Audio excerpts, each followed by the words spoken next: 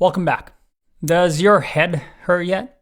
I remember when I first saw React code, I was really confused. It looked impossible to learn. It seemed so different from what I've known before.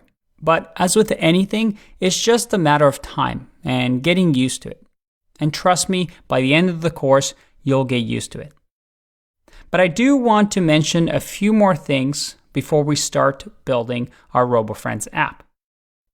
First is that in this source folder, we have a few more things like set up tests or report web vitals, which we're not really going to worry about. These are just configuration files that are nice things to have. Again, Create React app provides a lot of nice extra things, but they don't really help us build the app. So we're not going to worry too much about it. If you want, you can always go to the React app documentation. You can click on Get Started and read some of their documentation. The key for us and the things that we want to focus on is index.js and app.js. These are the main things that allow us to build components and build this React app. Now I want to test our assumption. Remember how I said that the React app gets rendered right in here, inside of this. So as a developer, always test your understanding. How can I test my understanding to verify that what I said is correct? Well, we can simply go to app.js and update this like I did, but we can go even a level higher. Remember how I said we're rendering the app right here? Well, could I do this? H1,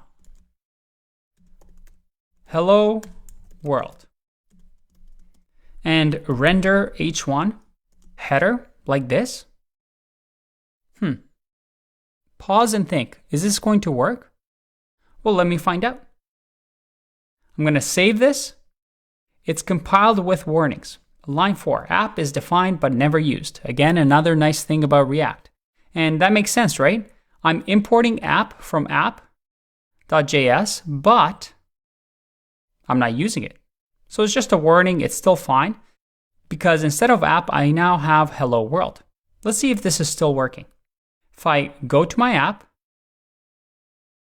and I refresh, I get hello world.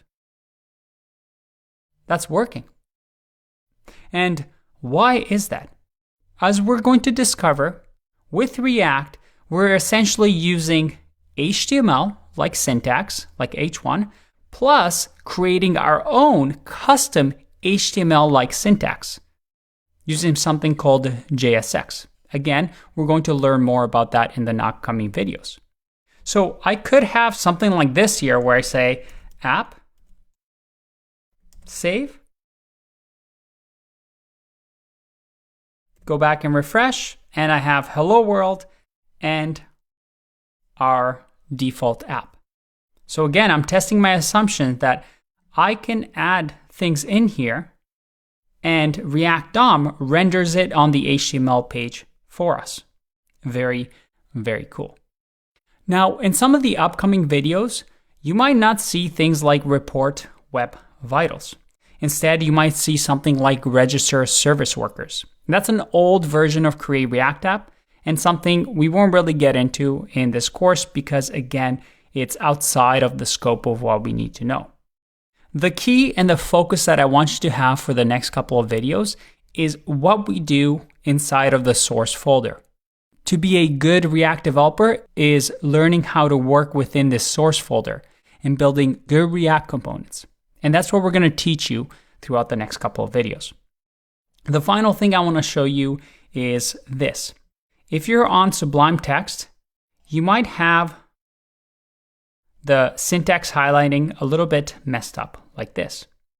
So if that's the case, what you need to do is instead of JavaScript, because these are .js files, you can actually select Open All with current extension and use JSX. So go to JavaScript and select JSX. And this will give you proper syntax highlighting for what we call these JSX files that the React package allows us to write. More on that later.